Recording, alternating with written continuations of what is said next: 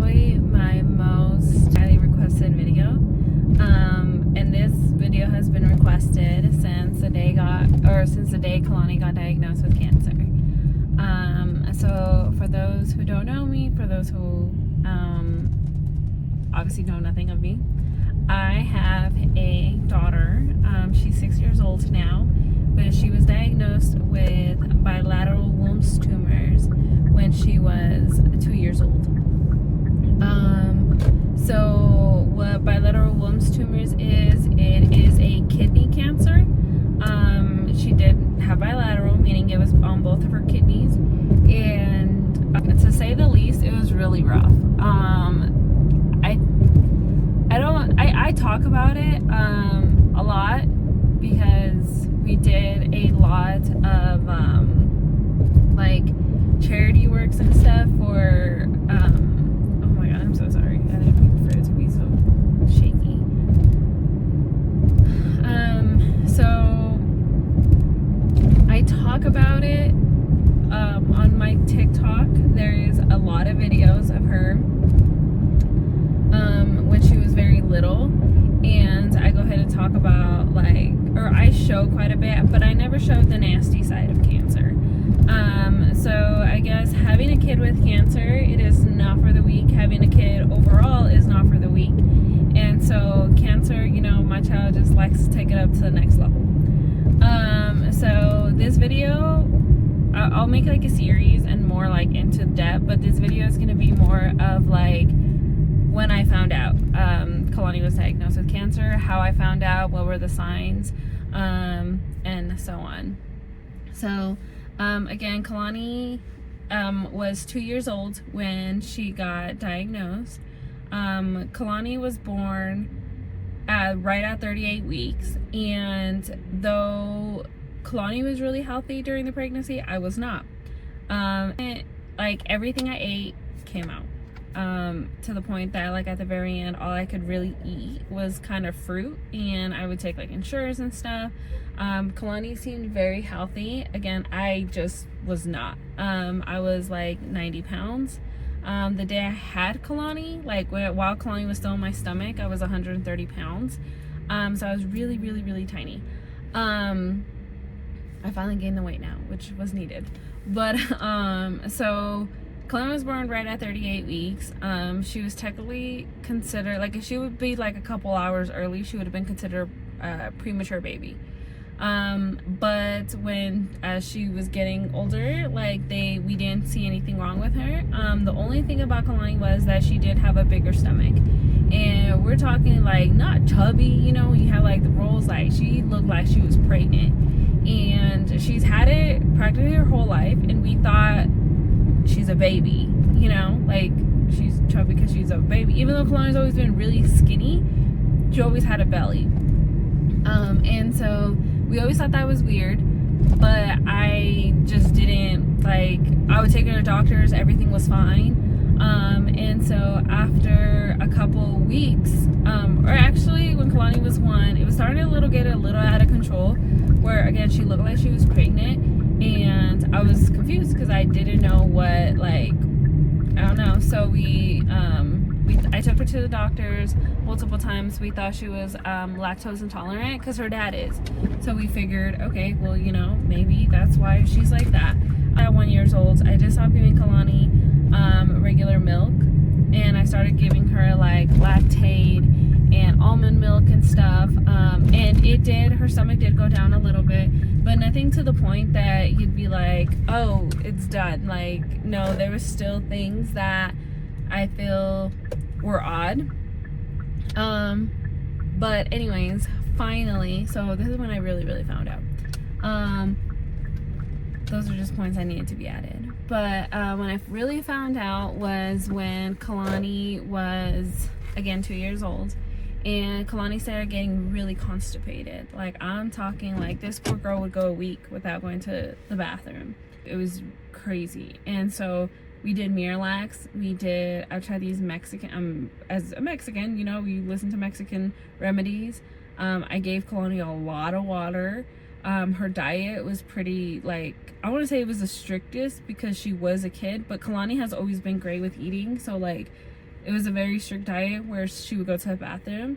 And it was not helping. Like, again, no matter how much Miralax I gave her. So after that, I was taking to her doctors and we're like, hey, we don't know why. We did end up in the emergency room a good 2-3 times because Kalani really wouldn't go to the bathroom. And at the time too, Kalani really started potty training right when she turned like between 1 and 2. And so Kalani was pretty good at, like, she was practically potty trained, but she wasn't pooping. So we're like, is this like a, because she's being potty trained, she doesn't want to go to the bathroom? So I would like put her on diapers, and it's like, that wasn't the problem. She wouldn't have many accidents. But she hated the diapers now, because now it was like, I'm a big kid, I'm 2 years old, I am potty trained. So for a couple months we kept like, I didn't know what to do. Like, I really don't. I was like, this kid don't want to be back in diapers. I don't want to put back in her diapers. But she's not pooping. I'm giving her medicine and she's still not going. And so finally, we made a doctor's appointment and the doctors sent us to the GI. So we ended up going.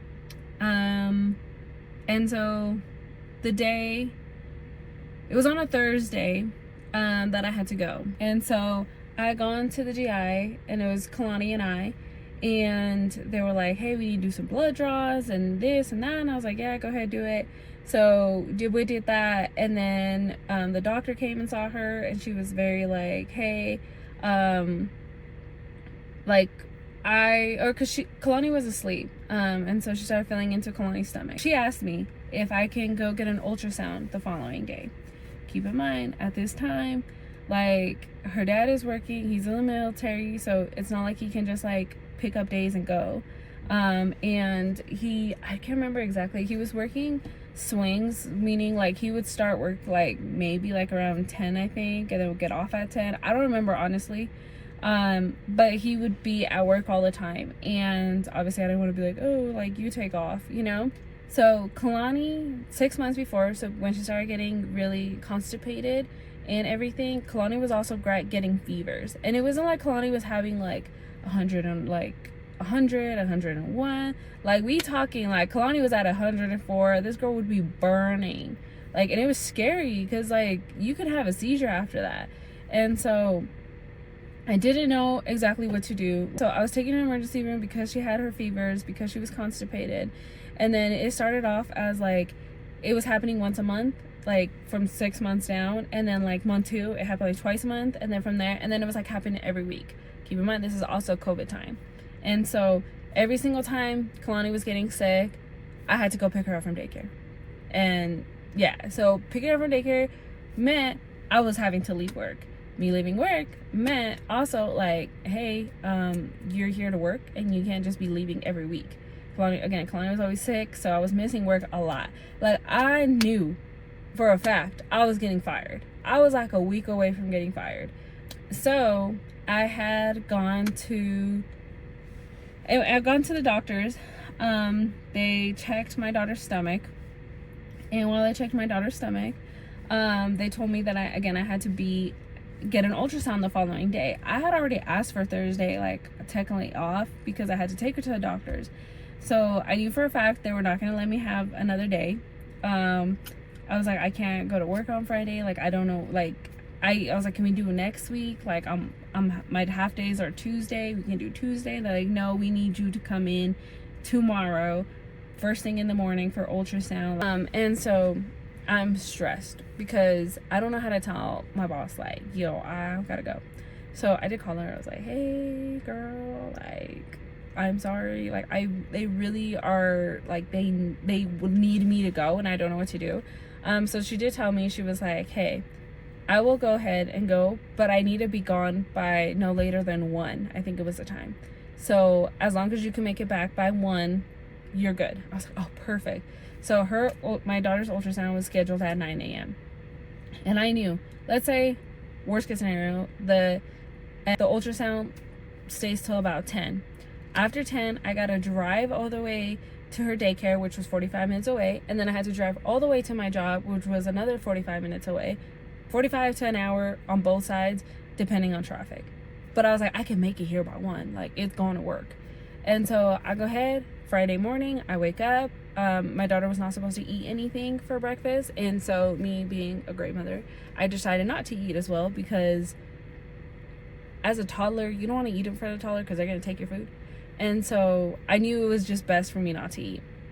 So I go ahead and not eat, and then we proceed to go to the doctors. So we go to the doctors that morning. Again, I don't think much of it. I just know they really want me to do this ultrasound. And the doctor has said, we'll do the ultrasound Friday, and then Monday we'll have another appointment, or Tuesday on my semi half day off. We will have a follow-up appointment, so where I can tell you the results. I was like, all right, perfect. So pull up to the ultrasound, and they do her ultrasound. Everything's good, whatever. But the tech, I could tell she was freaking out, and I don't know, the energy was just telling me that she was freaking out. And I was like, is everything good? Like, and she can't tell me, but she's like, yeah, like, I'll have the doctor come talk to you and this and that. I was like, no. The doctor's gonna talk to me on Tuesday because I gotta get to work. Like, that's not gonna happen.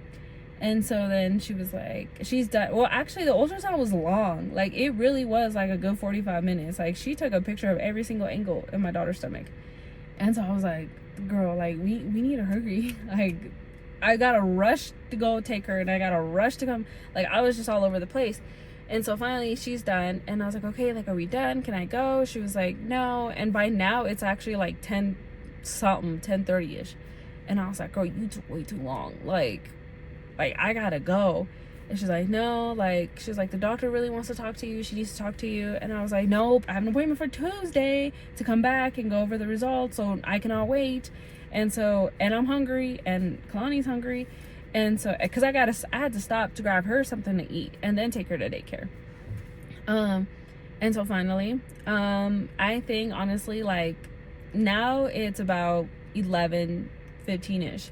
I'm stressed now. I'm like, yo, my manager can be so mad at me. She's about to fire me. I knew she needed to be gone by like 1. I don't know what to do. And so I'm texting her. I was like, hey, they're holding me up. I'm not sure. Like, I'll let you know as soon as I know. Like, I'm so sorry. And I'm freaking out. Like, I'm really freaking out. Like, I didn't want to lose my job. I loved that job. So I was like, I don't know what to do. What am I supposed to just leave? Like, have her call me? I don't know. So then they take Kalani and I to a different room. And they're like, hey, and then some lady comes in talking about, hey, I'm here for emotional support for Kalani. I'm like, emotional support? Why she need emotional support? Like, what's so crazy that Kalani would need emotional support for? And in my head, I'm trying to prepare myself for the worst. So in my head, I'm like, okay, Kalani probably has a tumor. Like, and the tumor is probably causing her not to be able to use the bathroom. And there's that. Well, that was, in my head, the worst case scenario that could possibly happen. So anyways, I'm sitting there. There's this lady playing with Kalani, and Kalani's having a blast. Like, she had toys, she had everything. As a 2-year-old, Kalani was living it up. And then the doctor came in, and then she said something about, like, honestly, I can't even lie to you. I don't even remember exactly what she said. But she said something about, hey, like, I'm sorry to keep you waiting. We just really needed to talk to you. I'm like, okay, like, here we go. Like, I'm cutting it close. And so then she finally proceeds to tell me, she was like, so Kalani does have some tumors in her kidneys, which is causing her to get constipated. It's causing her to have all these fevers. But like, those tumors are cancerous, meaning Kalani does have cancer. And I was like, you talking to me? You talking about my Kalani? That's not true. And so, as a parent, that is probably the worst news you ever want to hear in your life. Like, your child has cancer. And I don't even think I would have been able to say that out loud. After so much healing, you know, I can say it out loud now. But for a long time, just those words itself would make me cry. Like, I was just done. I couldn't do it. And so I don't want to get emotional. But at the time, I didn't cry because I was confused. because I didn't think she was talking to me. It was more of a shock. And so I called my mom. Well, I called my my daughter's father's mom, which I call her my mom. So I called my mom. And I was like, hey, I'm at the doctor. She's a nurse. So I was like, I'm at the doctor's and they're trying to tell me something. I don't know what they're talking about. Can you just talk to them? Like, can you explain to me? Like, dumb it down for me? Even though that's like the dumbest way you could dumb it down.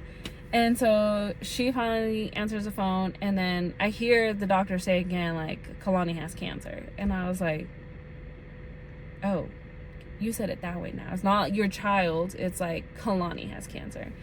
And so I get the phone back and my mom crying.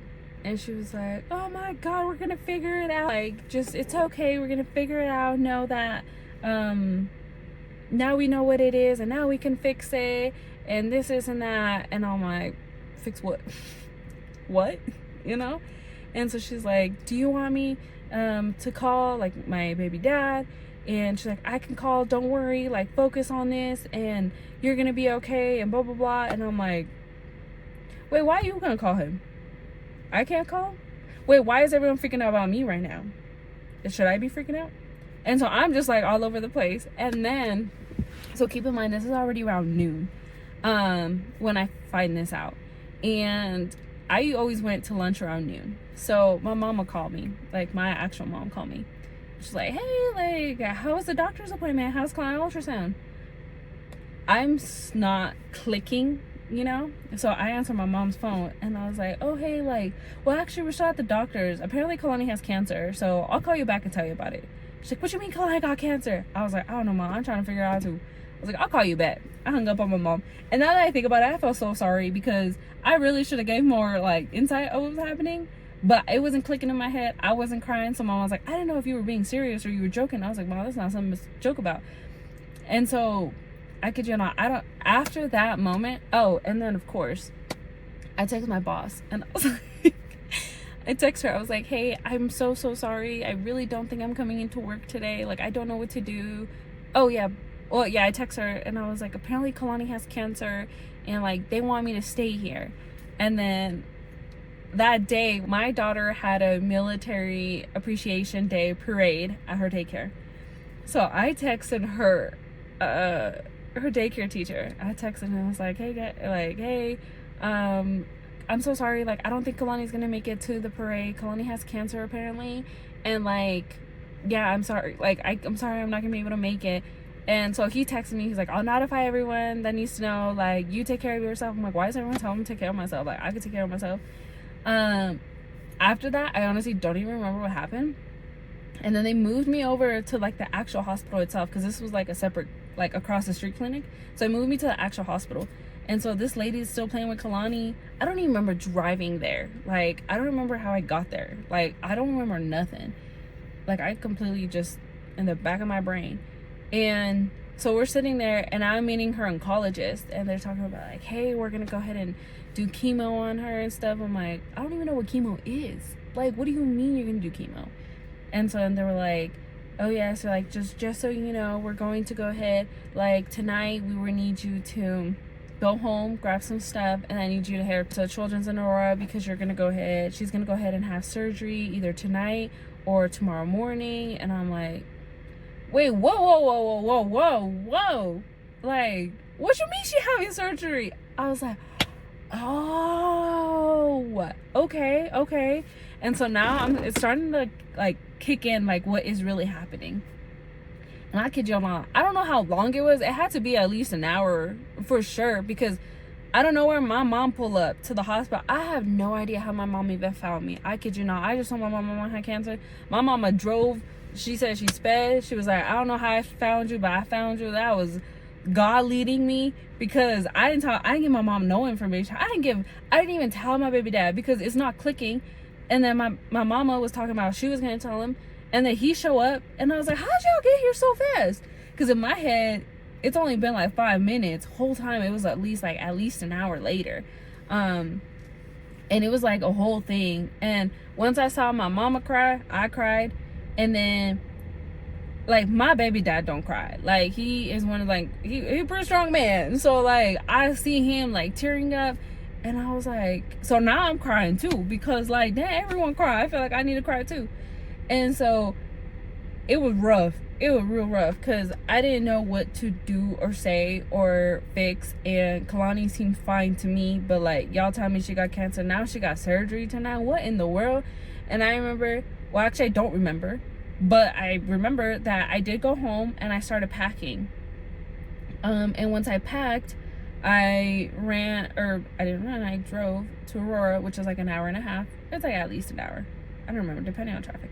So I go to Aurora, and then I'm checking in, and I'm just so confused because I don't remember none of this, but I've spoken to my mom and I've spoken to my daughter's father about this, and they were like, yeah, that you signed 1 million papers, this and that. And there was also a miscommunication, because during COVID time, you can only have 2 people with you.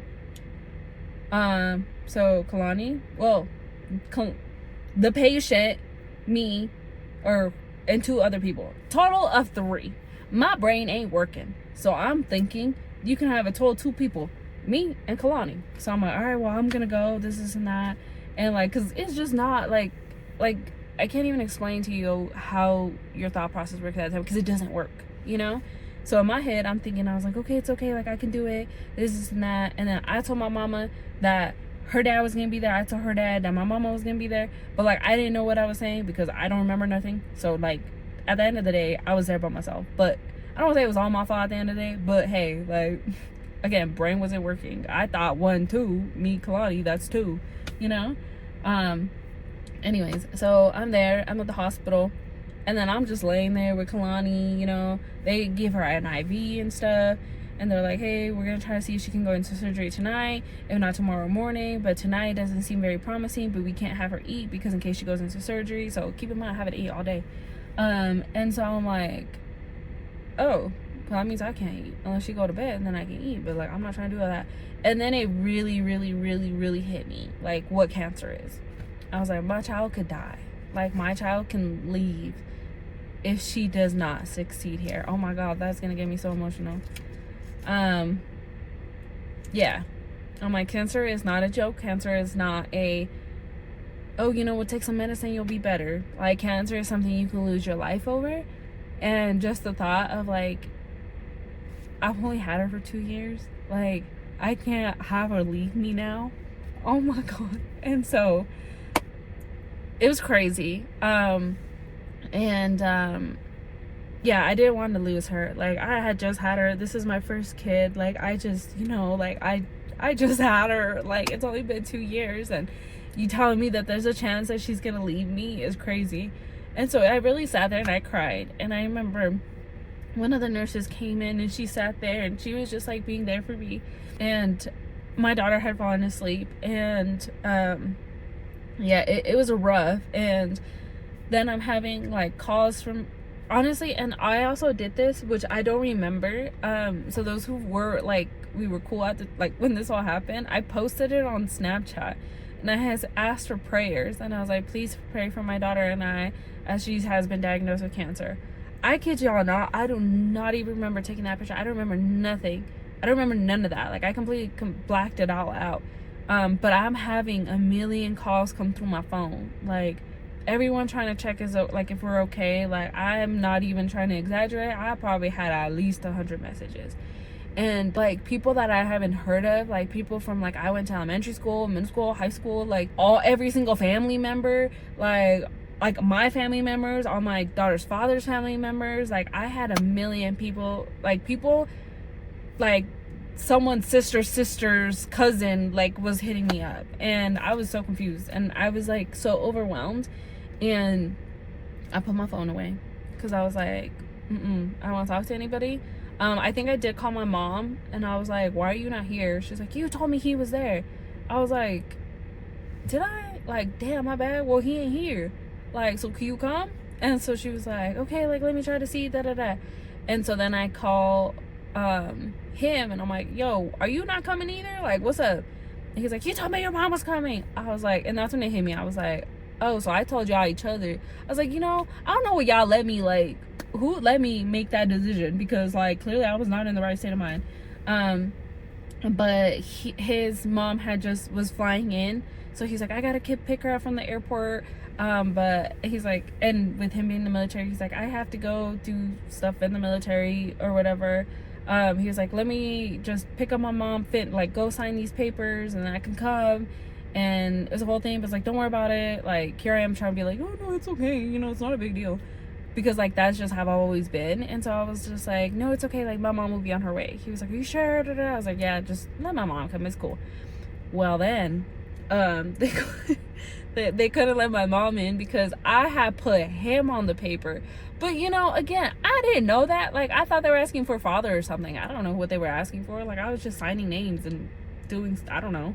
And so they wouldn't let my mom into the hospital because she had she was not part of the sign, but no one had showed up technically, so technically it would have been fine because of the whole COVID thing. But it was a whole mess. And so I just sat there and cried my little heart out for like hours. Like, I kid you not, I did not sleep. Like, I just cried and cried. And then at 6 in the morning, I had not slept. At 6 in the morning, they come, they were like, hey, I think it was like 4 or 5 in the morning. Actually, they come, they're like, hey, we're gonna do surgery on Kalani. It is going to be it's gonna be like a 3-4 hour surgery. And I'm like, okay, cool. And they're like, you know, you can go grab breakfast downstairs or whatever. And I was like, all right, cool. And so I was like, fine, I can eat something, but I don't think I was even hungry. And so anyways, my daughter went into surgery. I don't remember if I even ate. I don't remember what happened.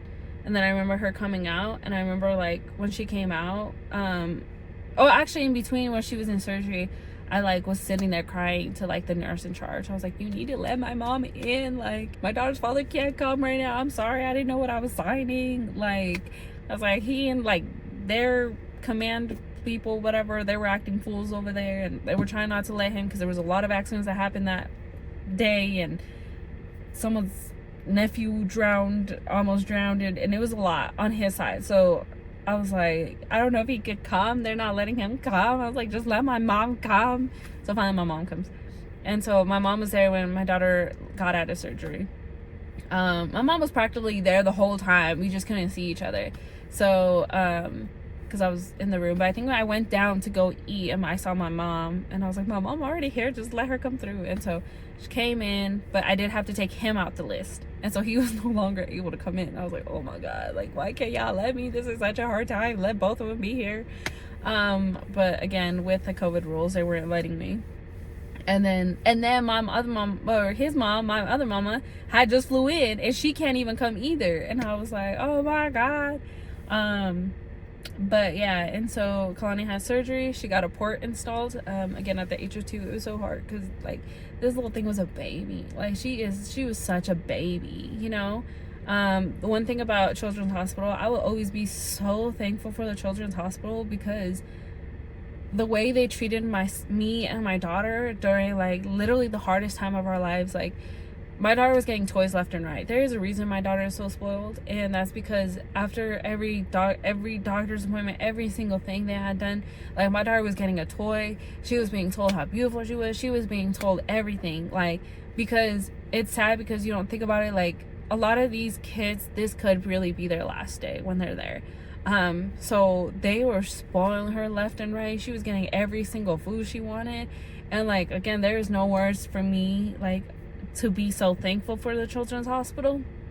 The doctors, oh my god, like little angels sent from heaven, because I don't think, honestly, like, not that I didn't want no one to, like, you know, do surgery on my daughter, but like, if I had to pick the right people to do surgery on my daughter, I would have honestly picked the exact people that they gave me. And so yeah, that is how she was, we found out that's when she was diagnosed. I'll eventually make a series and go on about like everything else that happened afterwards, because again, I did show quite a bit on my TikTok, but I didn't show the really nasty side. Like, I just kind of showed the happy, you know, her dancing after chemo and this and that. And truthfully, that is not how cancer works, and it is very like hard. I'll go ahead and talk about all the charities that I had. I don't say I worked for, but like I like helped raise money for, and how I did it financially, and just, I guess, everything, like what really chemo was, and she went through radiation, how many surgeries she had. Like, I will go ahead and go into that for deeper. Again, this is just more of like, this is when Kalani was diagnosed, how she was diagnosed, and what were the symptoms behind it. So I appreciate y'all for watching, and thank you for being here on my vulnerable side, because this is a very vulnerable like video.